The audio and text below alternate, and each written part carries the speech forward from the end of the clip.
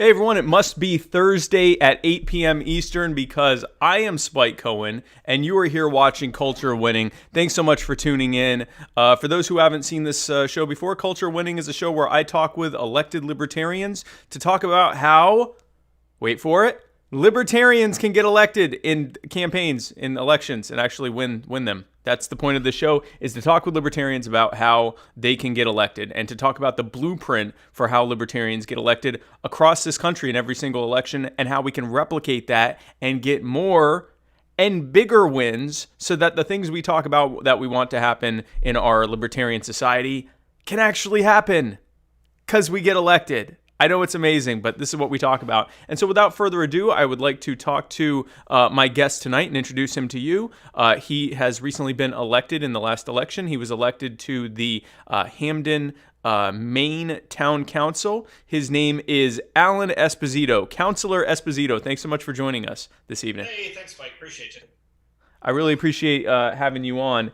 And before we get started, or I guess to get started, whenever I have a guest on for the first time, I always ask, what is it that brought you to libertarianism and to the Libertarian Party? Was it kind of an aha moment, or was it sort of a gradual evolution of time? Tell us the story of Allen Esposito. Oh, Lord. Okay, so I come from a family of blue-blooded Democrats. Okay. I would describe my mother and sister as socialist Democrats. My father is a Reagan Democrat. And they had me work on Democrat campaigns as a kid, things like that. I grew up, I joined the Army, and I swung rather far to the right. And I realized I didn't fit there. I didn't believe in all the things I was told to or things to follow. I spent 8 years active duty in the Army, and I lost that kind of flair for my taste in the right. And then, the 2016 election comes up and I vote for Gary Johnson. And then I was always a fan of Ron Paul, but I never knew that there was a name put to the things that I believed like Ron Paul did. Okay. So that's when I really found libertarianism. That's interesting. So a common thread here, and I'm one of them as well. Ron Paul being sort of the I guess the spark that started the flame. And then if that wasn't enough to pull people over directly into libertarianism, the Gary Johnson campaign either in 2012 or 2016 got people's attention and got them to go, oh, wow, maybe that's what I am as well. So that's interesting. So you've lived in Maine your whole life or pretty much your whole life? Or? Okay. I was active duty Army for 8 years, so I was around the country, around the world, etc. But Maine is home. Yeah, Maine's home. Cool. So, interesting thing there is it's interesting. I'm always interested what brings people to libertarianism because that's the other part of the blueprint of winning is how to bring people into libertarianism. And it seems like what tended to attract people were the libertarians who were the most outspoken, often in the face of popular opinion being against them, but they were saying the right thing. They were saying what was right and ultimately ended up being proven right in most cases. And it simply by saying what the libertarian thing was, with Ron Paul, it was mostly related to the wars and the Federal Reserve. But it was that he didn't care if it was popular. He wasn't following the tide of public opinion. He was giving his opinion on that thing, which was the same opinion he had if it was popular. And he won me with the Patriot Act. He absolutely won me with his views on the Patriot Act and just the blatant violations of, say, the Fourth Amendment that the Patriot Act allows for. And a perfect example, at the time the Patriot Act was passed, it was wildly popular because everyone was scared, or most everyone was scared. After 9/11, it was like, whatever, just find the terrorists. They're going to kill us all. It's like Star Wars.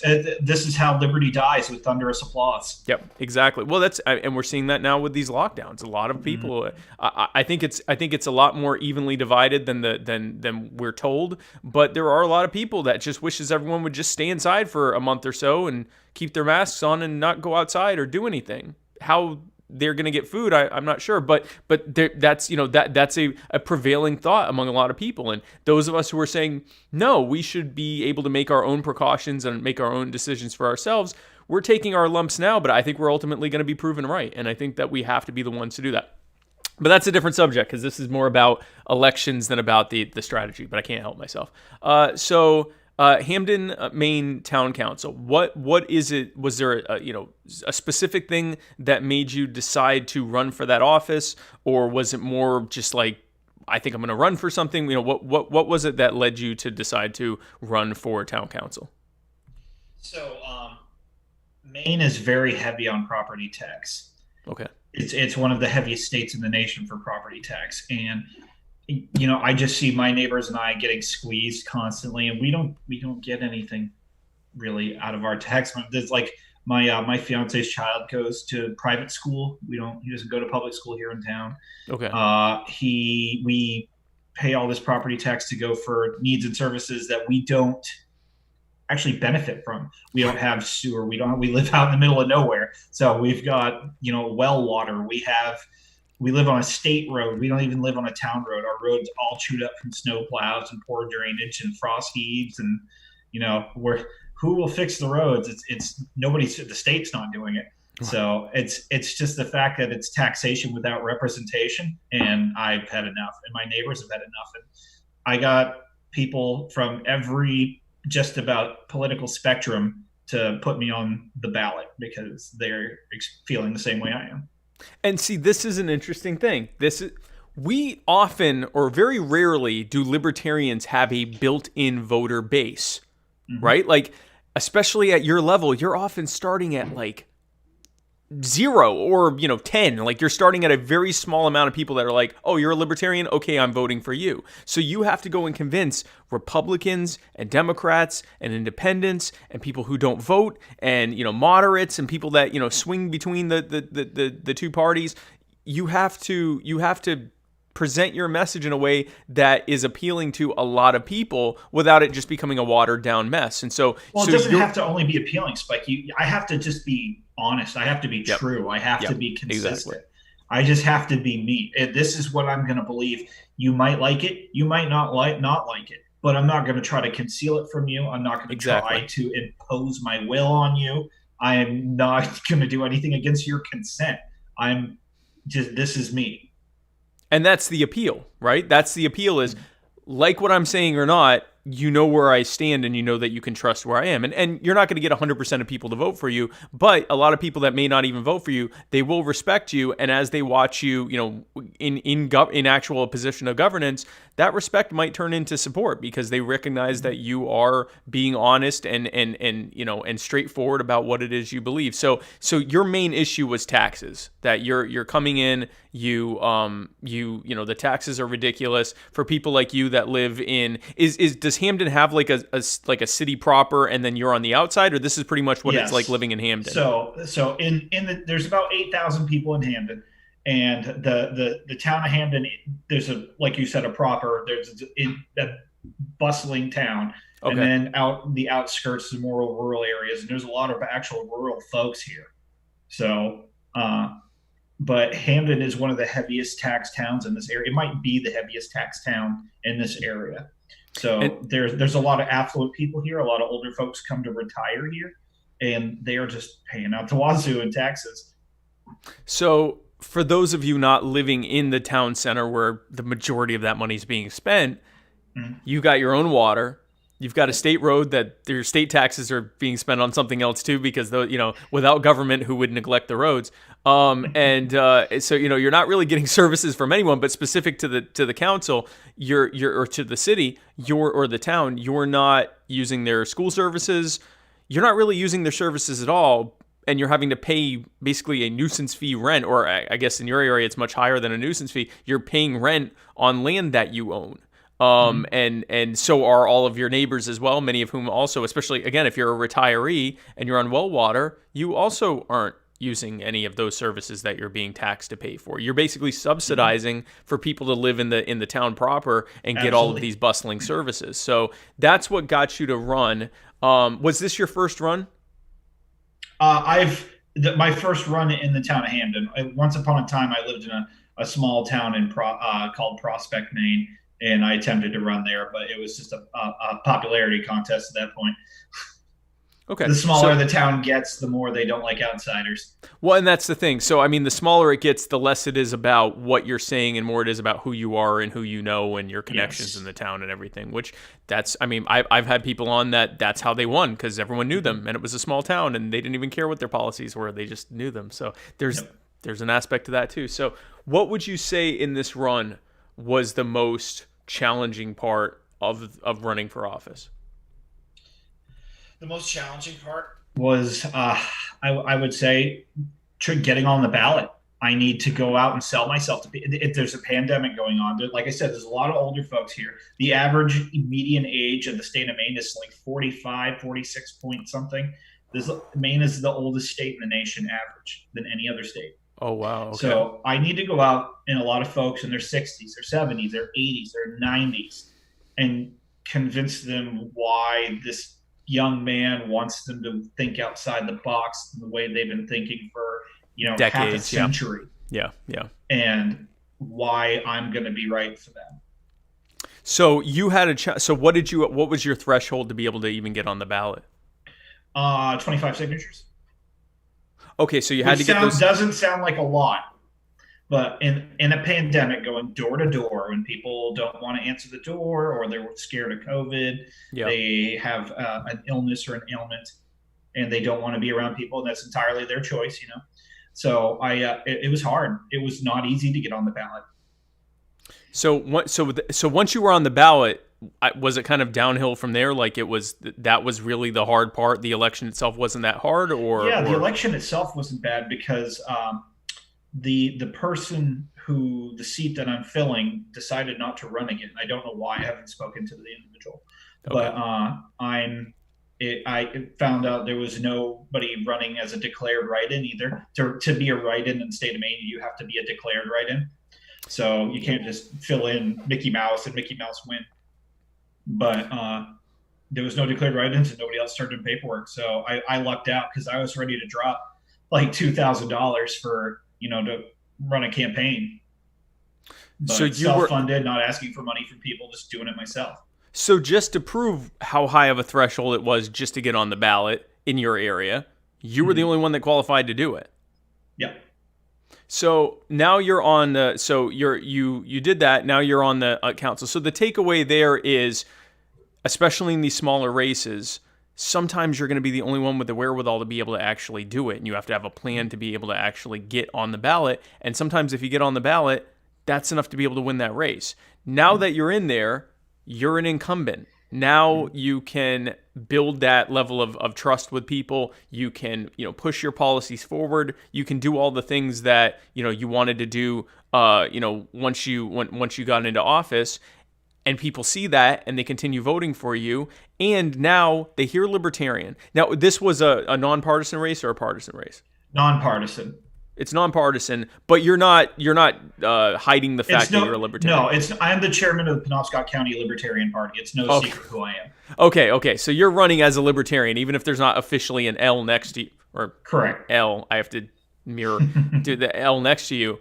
It's still you're running as a Libertarian. Everyone knows you're a Libertarian. You're a Libertarian. So when people now hear Libertarian for all sorts of races, for Congress, for governor, for Senate, for president, for whatever, now where before they may not have ever heard of Libertarian, or they knew sort of the idea, or they'd heard of it before but didn't know much. Now they're able to go, oh, Libertarian, like Allen Esposito. I know Allen. He does a great job, and he's, I know I can trust him, and blah, blah, blah. This is a perfect example of how getting elected to these down ballot races builds up the cachet and the bona fides of the party and the movement, just by virtue of the fact, even most people don't really understand ideologies. They know people. So they go, oh, Libertarian, like Allen, like Kara Schultz in Minnesota, like Kalish Morrow in California. These are people that in their communities, you're framing what libertarianism means. Not only are you able to get things done in your city or your town or your county or whatever you're running in, you're able to actually influence change, and you're able to show people this is what Libertarian means. You're able to create a brand for them that they didn't know existed, or frame an existing brand for them. And that can get them to vote up the ballot as well, possibly even for you in future races. So what would you say is if you had to pick a single lesson that you learned, overarching lesson about this campaign, if someone were coming to you and said, I'm thinking of running for a similar race, a town or city council race, what would you say is the biggest thing that you would want to impart on them? I want you to be confident. So, especially running as a libertarian, I don't think it's any secret. We've got people that are sort of 80-20. Whether I fully agree with everything that you do or not, I want you to be you through and through. I want you to be pure. I want you to be honest, and I want you to personify what it means to have integrity, especially in the campaigning, because I want people to look at me and know beyond the shadow of a doubt, you know what? I'm going to give this guy a chance. Because you don't have that built-in voter base. They don't have any real prior understanding of what a libertarian is. You have to present yourself. You're representing the brand. People are sick of crap. Yeah. Because Republican and Democrat, they know what that's like. Mm-hmm. You have to come in and be different than that. Not just talk differently than that. You have to actually be different than that. You've got Bud Light and Budweiser, and now it's time for seltzer. It's time for White Claw. No, I don't. You had me at no laws. Yeah, I was gonna say no laws. Exactly. We probably shouldn't brand the Libertarian Party as the White Claw of political parties. I could pull a you like you did before when you first started. I could take off my shirt. Let's get weird. Why not? Let's get weird with it. Well, you've been elected, so you can do that. Yeah, do it early. Get it out of the way early, and then everything looks way better after that. So, I was gonna avoid Nipplegate on this show, but sure. So, okay, you've been elected, and you are now the. Now, how does it work? Have you already been sworn in? January, beginning of January, I swore in. Oh, so you were the. Oh, I should update this thing. You were the town counselor elect. Elect. How could I let that get through my furious vetting process? Town councilor elect. I apologize, councilor elect. So once you're sworn in. Obviously taxes are a big thing, but what are the specific things you want to do once you're actually sworn in as a counselor? What is it you want to actually? Well, another big one I want to do. We are, about a medium-sized town for the state of Maine. We're not big. We're not small. Okay. But I want to work on our debt. We got about $25.5 million in debt, and I would really like to start paying that down a bit faster. So. I see opportunities in which the town has kind of missed in the past on how to capitalize on paying down debt. Okay. So what? And so specifically back to the taxes, because we are libertarians, we like to hear the cutting tax. What are the specific tax proposals that you have for Hampden? So lowering our mill rate, which is what kind of helps determine the tax rate, just getting the mill rate down. There's, like I said, this is a very affluent town. There's a lot of well-to-do people here, but we pay just out the butt in taxes, and it's ridiculous. We're not getting our money's worth. And if the town has this much money in debt, I want to know why we can't start paying it off faster. Increase the town's credit rating in case something catastrophic happens and we do in fact need to borrow or whatever else to keep the town afloat. Maine's not a traditional place like other states. We're very rural up here. It's not uncommon that we get an ice storm and people lose power for 1 week, 2 weeks at a time. Roads are shut down. Schools are shut down. It's the Wild West out here sometimes. So it's important to be able to have that, either, if not nest egg, at least the ability to borrow if you need to. Yes. If there's a major, you're having to basically, thaw the town out or get clear all the roads. Much like a business borrowing money for capital or borrowing capital to go and expand or grow R&D, whatever. The towns should be the same way. Right, exactly. So lower the millage rate and kind of really just get your fiscal house in order and start paying that debt down. Absolutely. This, folks, the reason that I asked this question at the end is because he's going to actually now go and do this, right? We like to talk about this stuff, and we like to tell others about this stuff, and some of us even go to town council meetings or city or county council meetings or state legislative meetings or whatever, and push for these ideas. He's actually going to be one of the people sitting up there in a position of power to actually push this stuff. He's going to not just be a person running for office on this or an activist pushing for this. He's going to be one of the people speaking in the meetings where they have votes on what actually happens, who will say, we need to reduce the millage rate. And to be able to take that message to the people to get popular support to be able to actually get it done. This is the kind of stuff that happens when libertarians get elected. Now, Allen, you were telling me you were considering possibly trying to get into a greater position within the council. At some point, yeah, because like the town council elects their own like mayor, deputy mayor, or whatnot. So maybe at some point I'd like to go and do that as well. So there's room for growth. Exactly, even just within the council. Yes. Again, this is what happens when you actually have a seat at the table. This is why it's important to get these seats. So this is all really good stuff, Alan, and I like. I intentionally don't ask these questions of my guests ahead of time because I want to come in just as not knowing of your story as everyone else. I mean, there are some people like Kara Schultz and others, Kalish Mar, who I actually know personally that I sort of knew their story. But for a lot of you guys that I didn't know as well during the campaign, I want to find out so that we can see from your story. See, everyone's story is different here. I've talked to people who, fought tooth and nail every aspect of their fight. It was the hardest thing they've ever done. I've talked to people who said, I just signed up for something and I won it, and I don't even know why. I was the only one that signed up. I want people to hear all of these different stories because there are many different ways to do this, and there are common threads between all of it. But one thing that you've said that we've touched on in other episodes, but that has been a major thing you've said is the integrity part of it. We don't have a voter base, or we have a very small voter base in most places where there are only a handful of people in your area that maybe already consider themselves libertarian. There's a lot of people that swing libertarian that don't even know they do. Don't even know it. They've never even heard the term. Yep. They just need someone like you to present the message in a way that connects with them and that actually demonstrates that there's someone trustworthy, someone that they actually can trust to put their vote in. Because local elections, it's so much more about like, how do I know I can trust you than what's your position on such and such.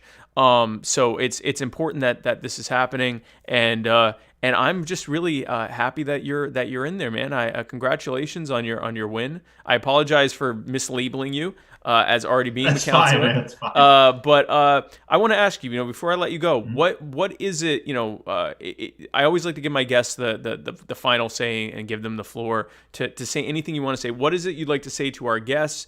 Understanding that our guests are a combination of libertarian activists and supporters and people who are considering running themselves.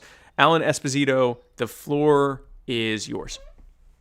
So I've done some work with Young Americans for Liberty because I'm such a fan of Dr. Ron Paul. The Penobscot County Libertarian Party chairman, and I always say what needs to be done. And I think when people hear that, it sounds like a bit of an uphill battle. It's a little terrifying, a little daunting, if you will. So I wanted to go out. I've always been a show me kind of person, and I went and I did it. I'm going to show you that it can be done. And I want you to have confidence that even if you don't win, you're going to do well. You're going to make an impact, and people are going to remember us. That's the other thing. We are not going to be forgotten by any means.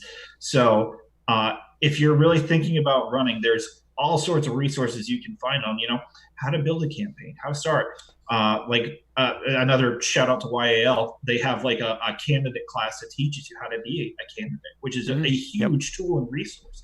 So that's something that I've done in the past and just monumentally helpful, and just, helping how to engage and connect with people. I think that's the other thing. Like I said before, people aren't going to agree with me all the time. I'm not going to agree with them all the time, but I want to be engaging to them because I still represent them, and the things that they think and feel still matter. Even if it's not something I believe in, but if it's near and dear, I have to take that into consideration. I can't be selfish. Right. So do the work, be confident, present yourself as a trustworthy and upstanding person, and demonstrate trustworthiness and being upstanding, and amazing things happen. That's fantastic, man. Well, congratulations again. And it was an honor having you on, and I really appreciate it. And thank you again for coming on, man. Thanks, Vic. I really appreciate it. And thank you, folks, for tuning in to another episode of Culture Winning. This is our 6th episode. It's incredible that we've already gotten this many done. In order to be able to get these through December, and we'll still have some in January, but to make sure that this wasn't something that ended up going through February, I'm going to be doing a couple of episodes on Friday as well. So I will be in again tomorrow night at 8 for another episode of Culture Winning. I will be interviewing Ben Backus. And then have a great weekend. And I will see you again here on Monday for Culture of Winning. I will be interviewing Tony Busby. So guys, I will see you tomorrow. Have a great evening. I'm Spike Cohen, and you are the power. Take care, guys.